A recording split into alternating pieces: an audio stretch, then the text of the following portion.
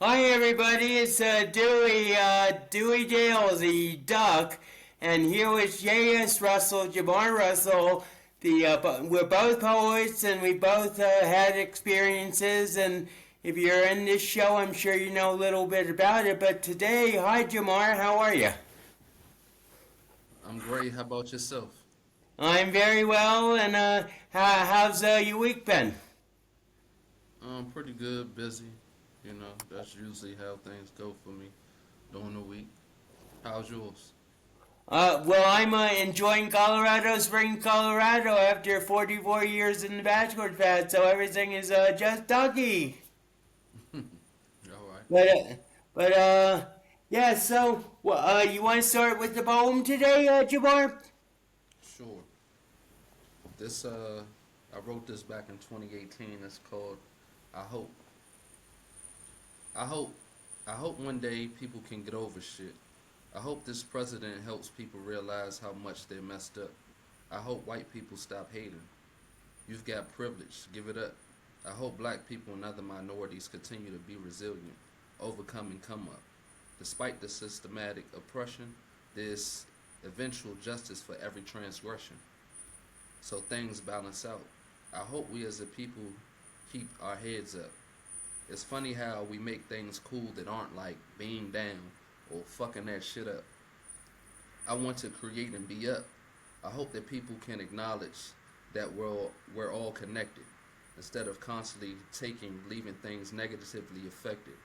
I hope we see ourselves in each other and love by helping the next person up. I hope and I hope, keeping hope alive. I strive so that I can show people how to accomplish by accomplishing all that I hope, and they believe it because it's before their eyes. I hope, I hope people just start caring and taking care of each other and this planet because we won't get another. Though we are making technological advances and exploring outer space, we still haven't completely discovered another place to sustain and grow the human race. Man, I hope. I hope for a lot of shit.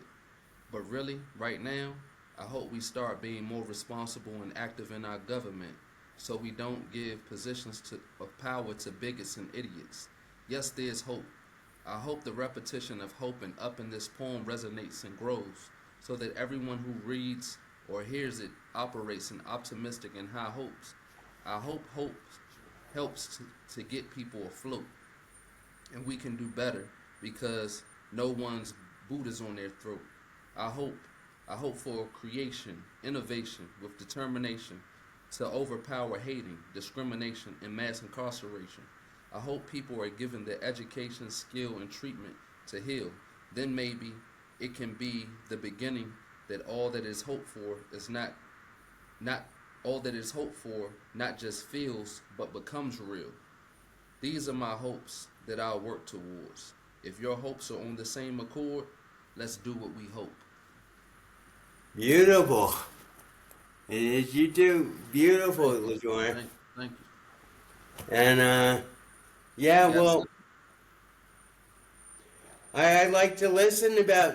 I got a poem, but I like to just talk about hope. And today is the fifth lesson of the Live Love program. It's the listen, and so I was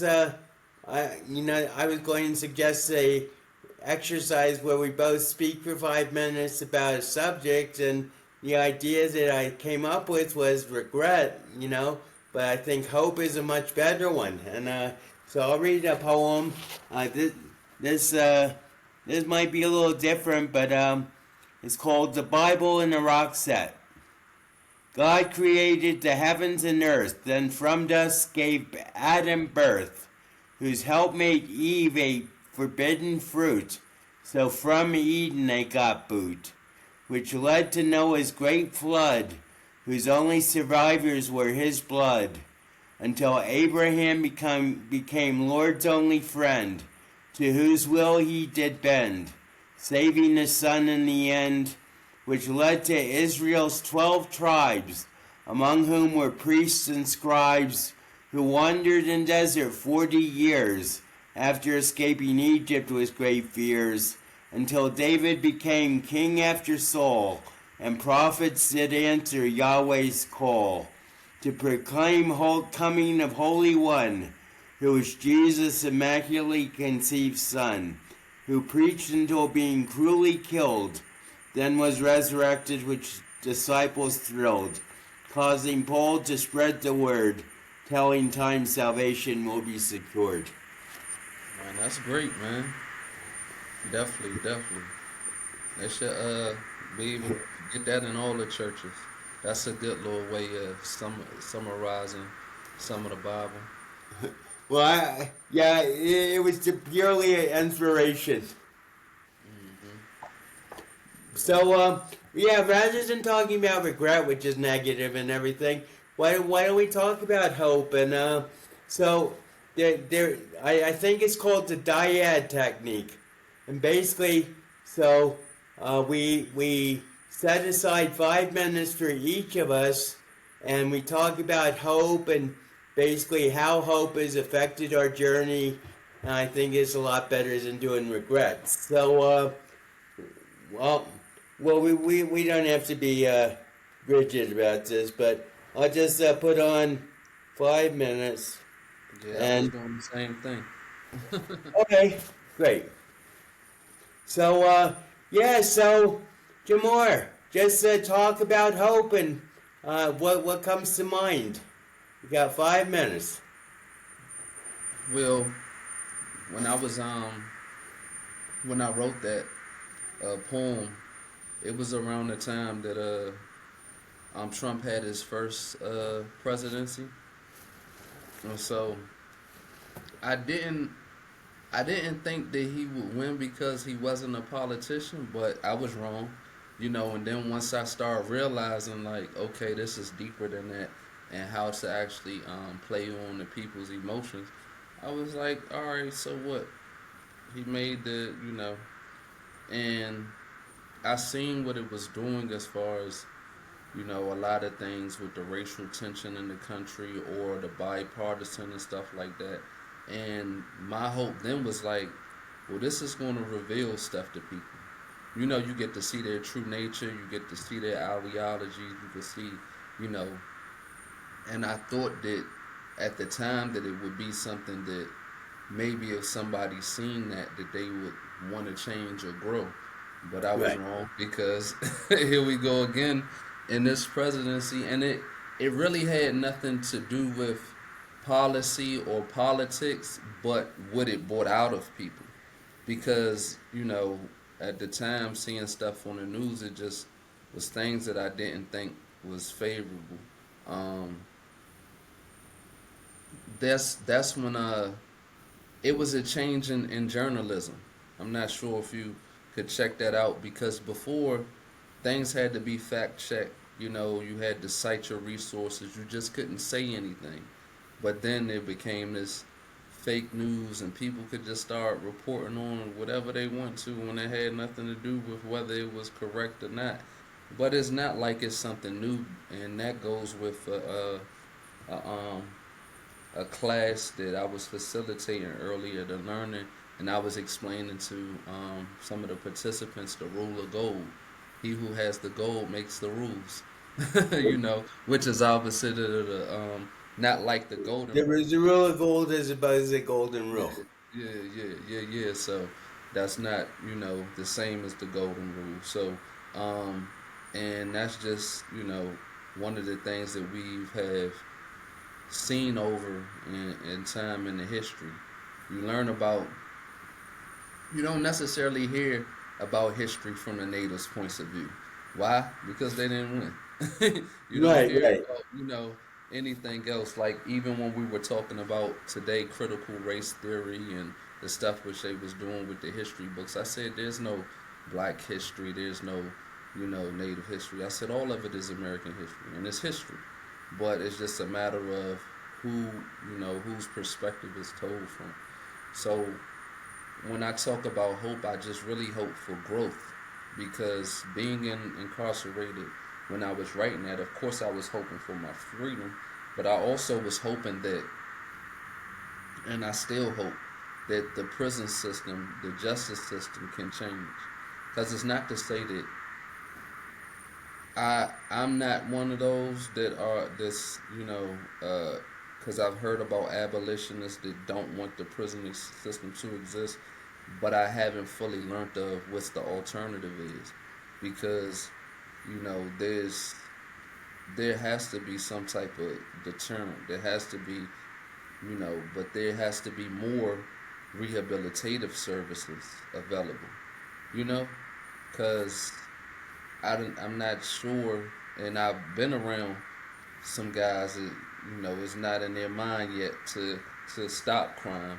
So if they have to be detained full time, I just really hope that more services can be given to them or anybody that's in any type of institution. Because even when it comes to hospitals and stuff, or people that's out here that have to be given medication, sometimes they're just given a drug, for the sake of money or to get, push people along instead of getting real treatment, whether it's the lower dosage, or alternative means to medication, or just stuff that'll help all around. So that's what my hope is about. My hope is for growth and prosperity and better treatment and services for humans. Thank you, Jamar. That's all I have to say. That's part of the exercise. Thank you, and let me.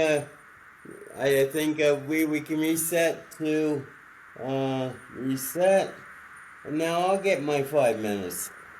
Yeah, so you go ahead and tell me about your hopes.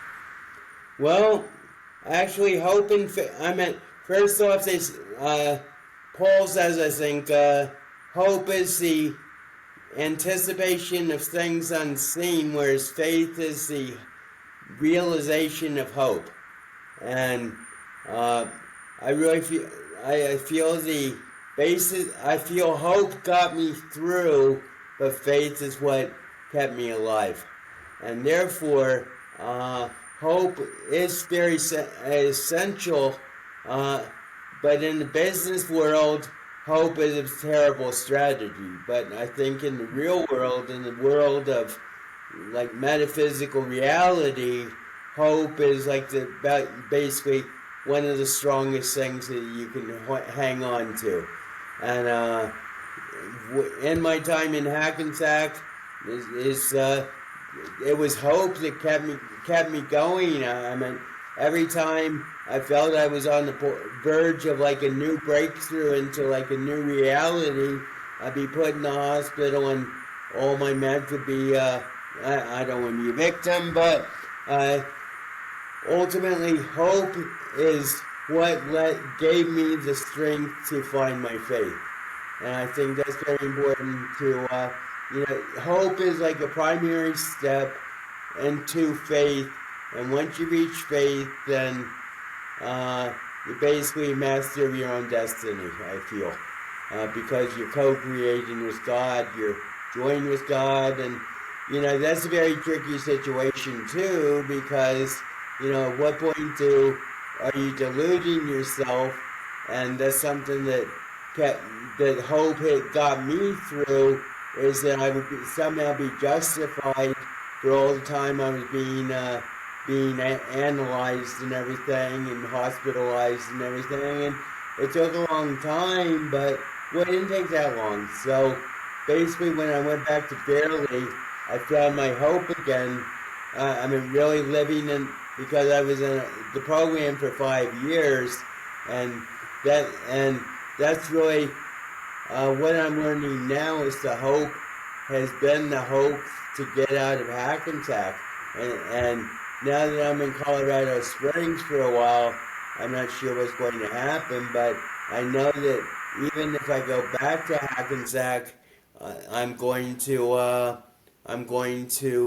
be able to free myself from the prison mindset. And I think that's like one of the things that hope encourages, is breaking free from the from the prison mindset. And so let's let me just reset. It's 3 minutes. I got 2 more minutes, so let me just reset and fill myself with hope. Hope is the catalyst for change that brings about faith. And therefore, the basis of hope is the basis of all freedom from the fear of death of Fred. And I'm not going to go into Fred. So, but basically, when in the 50 years I felt I was held, I feel I've been held captive in Teaneck, Hackensack City. Hope has been like the essential trait and the essential emotion that's kept me sane, even as everybody was doubting my sanity. And hope is the thing that led to the faith that I've now achieving something that is real outside the prison mindset that I'm sure both you and I have mutually had to work out together. So that's only 416, but I'll leave it there. Nah, that was cool.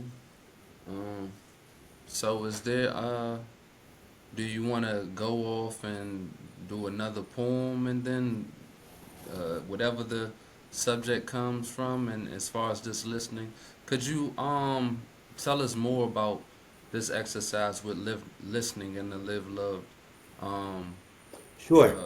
So, program? well, it's actually pretty simple. It's basically you like come to uh, whether you do it or the person you do it with together, basically come up with like 2 or 3 questions, and that you both would be comfortable with or feel need to be answered, and you put them in a hat, pick out one question, and then the first person talks for 5 minutes, and the other person has no reaction except thank you, and then the other way around.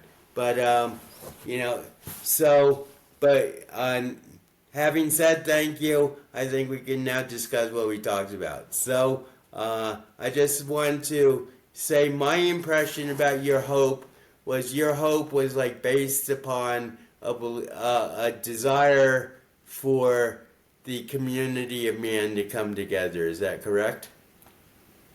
Pretty much, pretty much. I definitely would, first, I guess it was self actualization or some type of one being able to see, people being able to see themselves, because it's one of these things where I was discussing earlier that race is a social construct.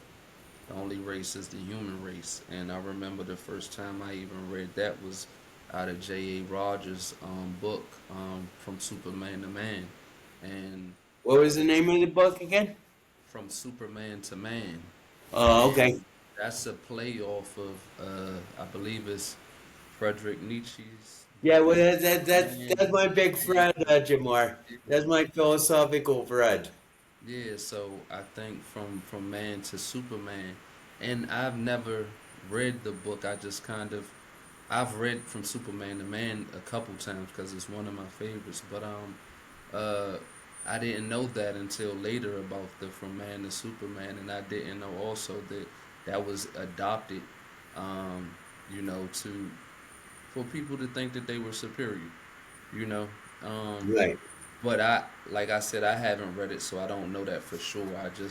I think I might have came across that in a documentary or something. So that's why J.A. Rogers did the From Superman to Man, and it's a fictional book, but it uses history, in the story and the debate that takes place in the book, and it's just once people can realize that it's like there is no you, me, us, them. You know what I'm saying? It's a we, Absolutely, it's all us. and there's no one without the other, So, and I guess it's a hard thing to do when you've been thinking that way for a long time, but that's here. The world is bigger than the states. The world is bigger than just this part of it. And I realized that by speaking to certain people, you know, that had lived abroad, you know, that's from other places. Like, sure, they might have their other social issues, disparities, or class, caste, whatever system, but it's not the same thing as here. So, you know, it's that. So that's what a lot of my hope, because you know, together we can be great. You know. Right. Well, my you brought up Fred, so you struck a vein with me because Frederick. So basically, the idea of the Superman was encapsulated in a book called "Thus Spoke Zarathustra," and it's like a big volume, and basically. Zarathustra is like a mystic who basically spends 10 years in a cave and then comes out and like to reveal his revelations to the world. And you know, he goes through all sorts of people and everything, including the assassin of God. And but basically, the idea is that man has to overcome himself to become his own God, which I think is something that very deeply affected me because I was very big into Nietzsche at Dartmouth. But fact fact is that the Superman, I mean, I'm not sure. I mean, I haven't talked to you about this, Jamar, but I'm not sure about if it's really like a myth that man can't be God. Yeah, I mean that basically what I tested for 50 years, and now I'm preaching my gospel. Uh, but the hope is that I could be reconciled to reality is really the thing that has driven me. And when I say Fred is dead, I meant the philosophy of God is dead of Friedrich Nietzsche.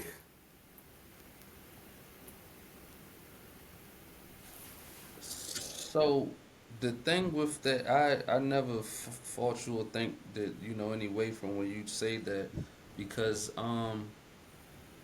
it's scripture. I have to look it up for, you know, where even Jesus saying, "Don't you know ye are gods," and you know it says we were created in His image. So And yeah, also, you you can. shall do greater than this. Yeah, and it said, and you will be able to do greater things than these. But it said we were made in His image, so you could take that out as whatever His image was, or you could take it out of His imagination. However, we we are definitely separate from any other creature on this planet. You know, in the Right. things we were able to do. Like they just have to they just have to exist in their environment, whatever that ecosystem is. We can live and survive in anything because we can create. We can do things in which no other animal or no other creature that we know of on this planet can do. So the only other being that we know that creates on that level is God. So, you know, it's not a I am almighty. It's no, I have this All ability integrated. to think, yeah. I have the ability to think and create, to speak things into existence, to write, to be able to, you know, with time. You know what I'm saying? So it's a concept. But I was Well, looking. absolutely. I mean, it's at the very beginning. I mean, in the beginning was a word, and the word was with God, and the word is God. And people don't underestimate the power of words. I know you understand this, Jamar, and but as two poets, words are ultimately all we got to to justify, not to justify, but uh, to express our experience. Yeah, so I was trying to look this up myself. The concept of Nietzsche's concept of what did it say? Ubermensch. Uh, is it Ubermensch. Ubermensch? Yeah, Ubermensch. Ubermensch, yeah. So I had it. So I was That's the like, you know, Overman. That's what he yeah, meant. That's what everybody calls the Superman. exactly. So I had to look it up because I, wanted to basically check what I was saying. It says it's a goal for humanity to surpass its current state by creating new self-determined values instead of relying on traditional and religious morality. This future human would be a self-mastering, life-affirming individual who has overcome nihilism and created their own meaning. It is a metaphorical ideal of human evolution, not literal existed being. And I like this. So it's a little bit different from, I guess, how I took it from whatever the saying was or however Nietzsche was used, you know. Um, but that's, I mean, that's what I think the whole goal of most spiritual orders is for a person to grow, Right. to evolve into a more spiritual being, more divine. Like it, that's everything for a person to master himself. Um, the spirit over the flesh. Be more Right. moral, be more righteous, be more godlike. You know, so Well, my best friend from Dartmouth was this guy named Andy Peterson, and he was like the greatest natural musician I've ever met. I mean, he could pick up any instrument and master it within 3 minutes. But anyway, he uh, he was a philosophy major at Dartmouth, and his specialty was Nietzsche. So basically, he came down to New Jersey, and we got together and we're talking about Nietzsche because I was really into Nietzsche too. And he says Nietzsche's philosophy can be summarized by saying, "Make all your summits dales, make all your summits valleys." And well, he said, "Make all your summits valleys," but I turned it into dale because that's what dale means. So, but this idea of like constant overcoming. Every summit is just another dale.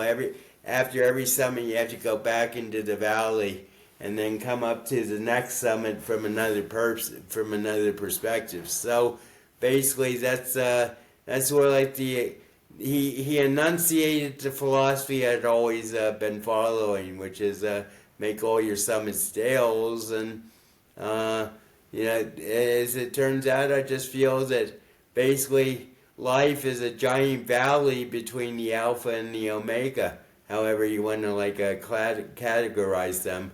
But that doesn't. But ultimately, there's no point where you have to get to the omega peak. So therefore, there's no need for an ending ultimately. okay. So we wanna go on to the next thing, or you got a poem you wanna share? Sure. Um, well, let's talk about our hope speeches first because the connection really seems to be like the at the core of like what we were talking about hope, and that connection. I mean, there's a human connection, but also there's a connection to the collective. So just like when you say you hope for the world to connect, I mean, this might seem like sort of a silly question, but what do you mean? Well, like I said, the last time Trump was in office, it seemed like it was so divisive. Like everything was, left, right, white, black, or white, Latino. You know what I'm Right, saying? right. It was just like, man. And what I've had to learn too over time, and I think the first time that I heard this when Fawn Weaver, who has the Uncle Nearest whiskey, she had talked about how, a lot of times, especially I could say people of color, they in urban areas. Where you in these urban areas, these cities, you gonna see diversity. So you're not gonna see like in more rural towns where there's very, very few uh, people other than, Caucasians, Right. white people. So the people there don't see, the other folks that's in poverty. You know what I'm saying? So it's Hmm. just from their miss, us, them, a lot of, people that's not necessarily well off, looking for a way. And it was a play on the emotion. So when she said about that, and I heard it from somewhere else. It was just like, well, you'll have a lot of people that who the president could cater to, or play on their emotions, because one of the things which I don't think is recognized is Trump has never been a poor white person. Right. So he can't relate to certain things. But people can identify with, a person of power, especially if he's, you know, using certain words and certain language and stuff like that. And me, I'm like, first of all, I was in prison. So it was just like, what's worse than this? I don't care about that stuff. I just really don't want to hear about it no more. I want to get out. You know what I'm Right. saying? Like, I don't care who's in prison. Like, these presidents, they come, they go. Then you'll see one of them have these policies, then the next political party want to undo everything that the other one does. And Right. it's just, Right. just back and forth. Why can't it be more bipartisan? Why can't it be more cooperation? Why can't it be more understanding of this is what we need to do or what we like to do as a people? But it's a whole playing one side against the other, and it's just like, hold on, what's happening? And then I have to realize too, in which I'm thinking about, I'm just like, most of these people are probably on the come up. They ain't got no money for real. So if they had that like that, it'd be the other people that really have the power, money, influence, sending a lobbyist at these politicians to make deals. And again, I'm in prison. I ain't got no money. I don't have any juice at the Right. time. So it's like it doesn't really matter a whole lot. I just rather not hear it. But I'm looking at it from a perspective of I wonder what it'd be like if people could see how they can do things and how much more they can accomplish with collaboration. I'm Well, not asking for people to be the same because I think different views and different backgrounds and different thoughts and stuff like that is the things that challenge to make things great, but it doesn't have to be with hate and animosity, you know? So well, that my feeling about the whole thing is that I mean, I really believe that, like, to some degree, it's all a mass media myth. I mean, they isolate. I mean, it's very easy to isolate negative or like divisive things and just keep throwing it at people.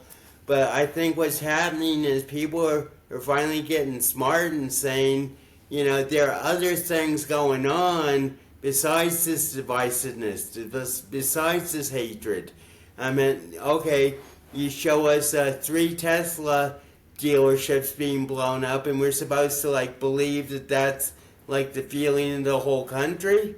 I mean, mass media has like no, obviously has its own agenda, but also it has the power to like really create a divisiveness and a polarity that really shouldn't be there. And when people like try to say no to it, they're the reaction they often get is you're out of touch with reality. So that's but what you're talking about, I think, is another thing. About white people and stuff is my friend Deborah Harrell, who I call the Oracle from the Matrix. She was the first black female to graduate from my boarding school. So in 50 years ago, 52 years ago, and I saw her for the first time. I met her for the first time that I knew about 5 days ago, and she's as a black female in Colorado, she's like pretty isolated in her race, and so and she was like constantly bringing that up, and it's like you can build up polarity, you can build up animosity in your head and think that everything is in a duality, but ultimately that duality is what you're creating yourself, and that's really what I think the legacy of Trump's going to be. Is just like the polarity is going to become so great that it's going to collapse on itself, and we'll be united. That's my hope, Jamar. That's a hope right there. That's what I was saying. I know. Hope the realization people see it, man. Because I mean, like I haven't experienced like much blatant racism. So the country is not where it used to be. Like I've never dealt with stuff in which things might have been going on the street. First of all, I'm in the DC metropolitan area. Like at one point in time, DC was Chocolate City. Not quite Right. that much anymore, but I you don't. This is just not my reality. Is I haven't been many places where I've been a minority for real. So other people's, I that's just not my experience. So, for somebody else to have it, but I've been in places where you can feel, the tension. You can feel, Right. different things, and it's just like, why? It doesn't Right. have to be that way, and it's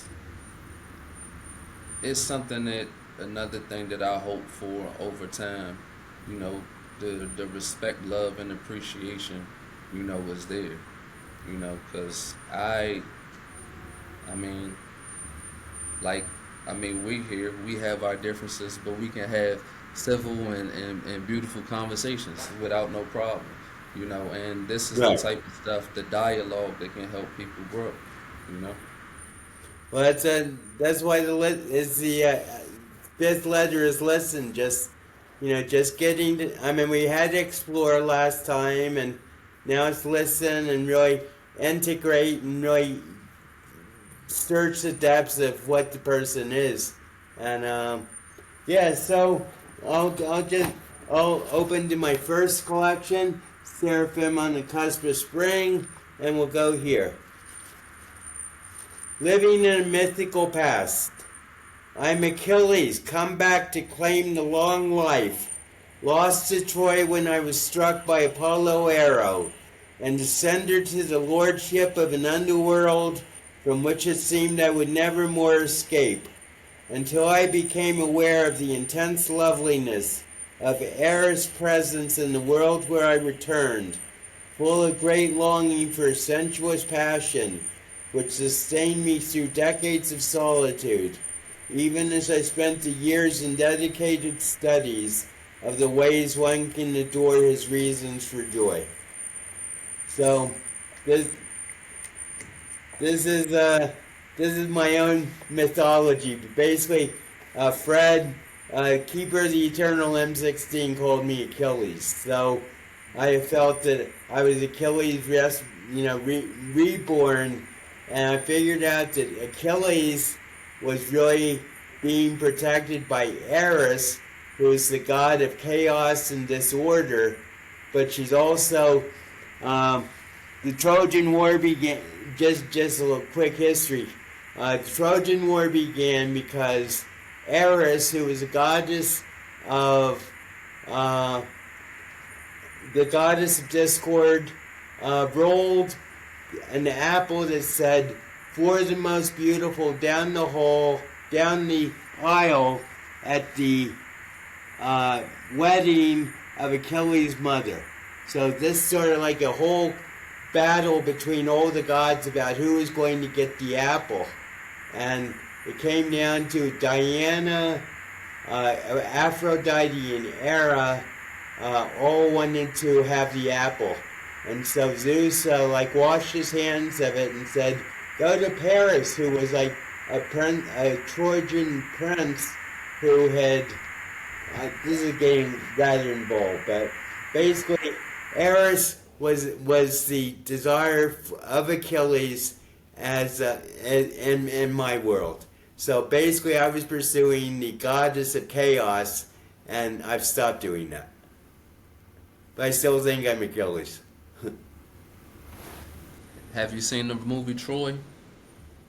Have I seen the what? The movie Troy. I have actually. I watched it and I I got a little fed up with Brad Pitt being Achilles. I love that movie though, man. I know And it is. it's a part where uh I think the little kid was talking about, right before he had that first battle when he killed Right. the giant, and he was like something about he's huge, right? And he told him, he said, "That's for nobody will remember your name." Right, right. So, we gotta go after those big, huge things, those things that seem beyond belief that make other people scared, you know, for us to be immortal. Um, you know, you've been able to overcome, great odds, myself, and then there's the rest of it. Those things like that, that war. Like he could have, and I mean, according to the movie, he could have stayed and lived a long life or Right, fight in the battle. exactly. You know what I'm saying? Which he knew You he can was be the going to greatest die, but warrior. You it, can live a quiet life, yeah, long, exactly. quiet life. And so it was like he chose, like, man, that's what it was. So nah, Well, that was actually, in the Iliad, what happened was Achilles' mother dressed him up as a girl, and when Odysseus came to recruit him for the Trojan War, because she knew they would be killed in the Trojan War if he went, so she dressed him up as a girl, and Odysseus, who was a wiliest of warriors, like sounded an alarm, and all the girls like started running away, and Achilles just like jumped to the front, and Odysseus says, "You are Achilles, and you're coming with us." So that's how he got roped. So he didn't like actually make the choice to like join the Trojan cause. yeah, yeah. So the movie was entertaining. I remember the Iliad. That was something that we had to read in high school. Um, okay, let me come with this poem. Um, Break every chain. I visualize snatching and breaking the chain off a nigga's neck to see if it will free him or if he'll die by that shit. I remember my brother offering me this gold chain with a diamond and ruby cross. I said nah, because I knew that I'd have to go out to all out war if somebody tried to take that off. My brother gave me that. I guess you can say I was scared of that or apprehensive. I wonder if the ancestors find it offensive. How motherfuckers make fashionable what used to put us in bondage. Man, what the fuck I mean was, on my court trip, that shit was wrapped around my hips, clipped to my wrists, and on both ankles. Dip them in platinum and gold and stones, and I guess I'd be cold. Break that shit. The mentality and the state holds. Give us free. I can yield that, but I'm only certain about me. The work I put in to make sure that I can successfully exit the penitentiary. Psychologically, I've had to go back, analyze, lack, how being black, how my environments and conditions led me to being where I'm at. Following the links, I made the connections, I made the corrections of what I thought was and how I think. I got to the brink and broke that shit. No more slinging dope and shit. No more false religious hopes and shit. No longer allowing another to define me without me letting them know who I be, and I am. And no amount of chains will keep me bound. Because with this brain, I know I can break every chain. Was that a new book, Jamar? It seemed like a thick book. That's live from the pen, volume 2. Oh, okay. Yeah. Yeah, that's really what Andrew has like allowed me to do coming out to Colorado Springs after 44 years in the bachelor's pad, basically by myself. I'm like breaking the chains of bondage and commitment to Teaneck, Hackensack City, and saying, okay, well that was a phase, but I think it's time to move on. Yes, sir. Yes, sir. But so anything else before we wrap up, or Any last reflections on hope or anything? Well, let's tie hope into with that last poem as far as breaking the chain. It's mentality, ideologies, and stuff that I hope that people can go beyond. You know, um, there's so much that I think that a lot of people can do some insight, reflecting, analyzing to see exactly what's the reality. Um, you know, you have people that choose sides, but then it's like for what? If it's not on the side of good or on the side of being productive or adding to life, then why? You know, Right. it's yeah. So I really believe that people need to challenge, really challenge the old ways or whatever the customs are. Constantly ask questions. Find out why things are like. Why is this like that? Like, and I think we've some people have come from backgrounds where they weren't allowed to ask those questions, or they just Right. accept it is what it is. Well, I've done that because my people have done that. This is the way that they've always done it. And it's like, all right, just because they always done it that way don't mean that it was right. Or they may have done it that way because of some other reasons that you just don't know, right? So, and I don't know how much truth this has to it, but I remember some of the guys that practice Islam in the joint would always like fold up their pants, cuff them real high, and it'd be like, why? It's like so that your pants don't get into the hellfire. And I'm just like thinking like, what is the real custom behind this? And Right. I things change depending on what area you in. Once upon a time there wasn't plumbing, there wasn't certain things, so people had to do certain things to be sanitary. You know, Right. we're not in those times anymore. Right. you know, but not to talk bad about anybody's customs or beliefs. It's just certain things that you have to think about, like why does a person not do that, or people that are superstition. It's like, where did that come from? You know what I'm saying? And is that real? Does it really like Well, it can be real if you really believe in that, because that'll affect you with your energy and everything. But it's just challenging thoughts, customs, and beliefs to see if that's what really has to happen. well, awareness is the first step to overcoming programming, and before you can be aware, before you can overcome programming, you have to be aware to a degree of how much you've been programmed, and I think part of the programming is forget you're being programmed. So that's where like the catch-22 of our experience at this point in modernity is we're being conditioned to be to forget the condition that we're in, and that's I think that's actually really ending. I really think that within the next 2 or 3 years we're going to see like a major consciousness shift, and as I say, when the rubber band of the polarity becomes too great, it's either going to break or it's going to spring back on itself. And my hope is it'll spring back on itself and it'll just be like one rubber band instead of breaking. But because I don't know exactly what a break would actually entail. Would that be like a civil war or anything? But ultimately, I think. You hear a lot about discontent and divisiveness, but if you look at the results of what's going on, I think a lot of people are just like waiting to see or actually happy, even if they don't admit it, about what's going on.